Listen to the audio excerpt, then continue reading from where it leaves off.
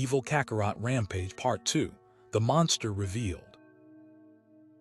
Previously, Evil Kakarot, an alien warrior child sent to destroy Earth, was narrowly defeated by Master Roshi. But Kakarot escaped, and the battle left Roshi shaken. Now, knowing Kakarot will return stronger, the forest clearing was scorched black. Trees were snapped like twigs. Roshi knelt, panting, blood dripping down his arm. Roshi thinking, he got away, that boy Kakarot, he's no ordinary fighter. There's something else inside him, something terrifying. He looked toward the horizon. Smoke trailed into the distance where Kakarot fled. Roshi seeks help from beyond this world to prepare for the rematch of a lifetime. The tower in the sky. With determination in his bones, Roshi climbed the towering pillar to the heavens. Every muscle burned, but he didn't stop, not until he reached the lookout, the sacred domain of the guardian of Earth. Kami sternly, "You've come because of the Saiyan." Roshi, "Saiyan, so that's what he is." Kami, "He was sent to destroy this planet. You were lucky to survive. If he returns stronger, your current strength won't be enough." Roshi, "Then train me." Kami studied him for a long moment. Kami, "This training may kill you." Roshi, "Then I'll die trying." The sacred training. Under Kami and Mr. Popo's guidance, Roshi was pushed beyond his limits. He fought phantoms of his past, endured gravity fields, and meditated in the freezing void. He learned how to sense life energy, to harness divine Kai, and to refine his techniques to near perfection. Popo nodding, "You're old, but your soul is sharp as steel." As the final day came, Kami gave one last warning. Kami, "If he looks at the full moon, he may become something even worse than before." Roshi, "What do you mean, become?" Kami didn't answer. Kakarot returns. In a smoking crater far from civilization, Kakarot stared at the scar on his chest, Roshi's mark. Kakarot grinning, "That old man hurt me. No one's ever done that before." His red eyes flared, his tail whipped behind him. Kakarot, "I'm going to crush him this time." He launched into the sky. The Canyon Duel. Atop a narrow canyon, Roshi waited calmly in a white gi. The wind blew gently as Kakarot landed like a meteor. Kakarot smirking, "You healed up just to die slower this time." Roshi, "You'll find I'm not the same man you fought before." Kakarot attacked with wild flurries of punching and Kai blasts. But Roshi was faster, calmer, dodging with near-angelic precision. He struck back with pinpoint force, each hit shaking the air. Kakarot staggering, "What the hell?" Roshi, "I've trained with gods." Clash of power. The fight escalated, lighting up the canyon with crackling energy. Mountains trembled, craters formed. Kakarot shouting, "You're just an old man, why won't you fall?" Roshi, "Because unlike you, I fight to protect." He charged a Kamehameha with divine energy. Kakarot countered with a red blast of rage. The beams collided and exploded, sending both fighters flying. Smoke filled the sky. Kakarot stood, bloodied, enraged, panting. Roshi walking forward. "This ends now." The moonlight awakens. Suddenly the wind changed. The clouds parted. A soft white light bathed the canyon. Kakarot smirking through blood. "Perfect." Roshi, "What are you?" Kakarot's body trembled. His pupils shrank. Kakarot growling, "You're too late, old man." Bones cracked, muscles stretched. Fur burst from his skin. Roshi stepped back, horrified as the child grew into a towering, monstrous great ape. Roshi shocked, "What is this?" The beast's roar shattered nearby cliffs. Kakarot has transformed, but into what? And with no knowledge of Saiyan biology, how can Roshi survive this nightmare? To be continued.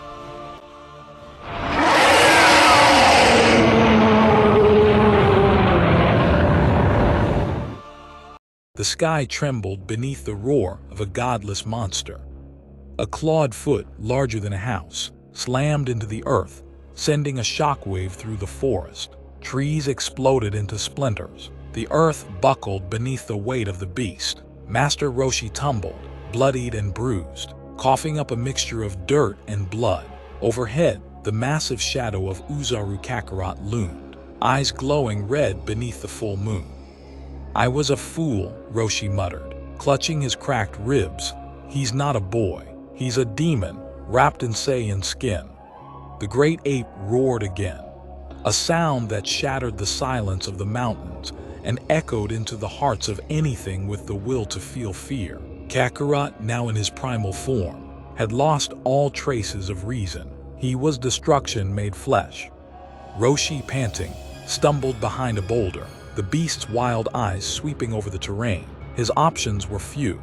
He had already tried the evil containment wave, but the ape's sheer size made the technique useless. His only chance now was survival. He looked up toward the moon, high and full. If I can just blind him long enough to run. Summoning the last of his energy, Roshi placed 2 fingers to his forehead. "Teioken," he screamed. A sudden burst of blinding light exploded outward, hitting the Uzaru dead in the eyes. The beast bellowed, staggering backward, its massive hands swatting blindly at the air. Now or never. Roshi launched himself into the sky with what little Kai he had left.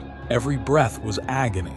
His left shoulder was dislocated, and a gash on his leg left a crimson trail behind him.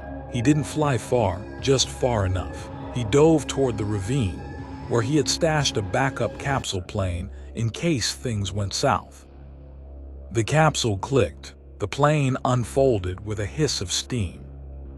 Roshi collapsed into the cockpit, slammed the ignition, and the craft roared to life. Behind him, the Uzaru shrieked again, but the moonlight began to wane. Dawn was breaking. Kakarot's primal scream turned into an animalistic groan. His form began to shrink. Bones cracked, fur receded. He was reverting. But Roshi wasn't staying to find out. He flew. Later that day, western wastelands. The desert heat shimmered over the cracked earth as Roshi's plane sputtered to a stop near a dry canyon. He staggered out, collapsed against a rock, and lay there until the pain dulled enough to let him think. He had survived, but the world wouldn't, not without help. And then fate intervened. A loud crash echoed from the other side of the canyon, followed by a string of colorful curses. What the hell? Capsule malfunction again. Roshi turned his head slowly, eyes squinting at the figure kicking a broken-down hoverbike. A blue-haired girl in a jacket far too clean for the wastelands was pacing angrily. Stupid tech, stupid sand, ahi. Next to her was a small, bald boy. No older than Kakarot had looked when he first arrived. He was practicing martial arts stances, focused, precise. "Bulma," the boy said, "I think we're being watched." The girl, Bulma, whirled around and saw Roshi, bloodied and burned, dragging himself out from behind a boulder. "Oh my God," she gasped. "What happened to you?" Roshi tried to speak, but his body gave out. He fell to his knees. The boy ran to his side. "I'll help him, Bulma." That night, desert shelter. The fire crackled as Roshi slowly came to. His wounds had been dressed. His shirt was off, his chest bandaged. The smell of instant noodles filled the air. "He's awake," the boy exclaimed. Bulma looked over from the fire. "You're lucky we found you. Out here, you'd be vulture food." Roshi sat up, groaning. "Who are you?" "Name's Bulma, tech genius, Capsule Corp, and this is Krillin," the boy said, bowing. "I'm training to become Earth's next great martial artist." Roshi stared for a long moment, then chuckled. "Martial artist, eh? You've got guts, kid." He looked out into the night sky, stars still hanging high, the full moon gone now. "Guts won't be enough," he whispered. Bulma leaned in. "What happened to you?" Roshi told them everything. The Saiyan child, the killing, the fight, the beast, the destruction. Krillin looked shaken. Bulma stunned silent. That kid, he's still out there? Krillin asked. Yes, and next time, no one might be left to warn you. There was a long silence before Bulma spoke. Then we stop him. Roshi blinked. Excuse me.